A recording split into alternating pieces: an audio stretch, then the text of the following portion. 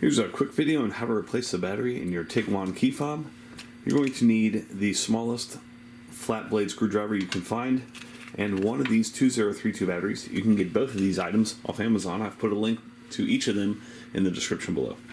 So first thing you want to do is remove this mechanical key, and you do that by pressing this and sliding that out.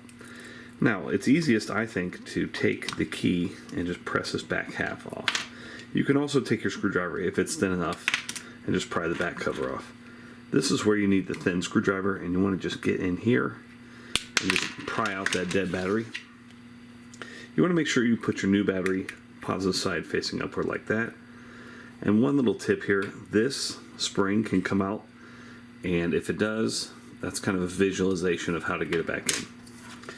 So once you have that battery in, put your back cover back on and slide your key back in, and you're all set. There's no need for a program. Hope this video was helpful. Make sure you hit that thumbs up button.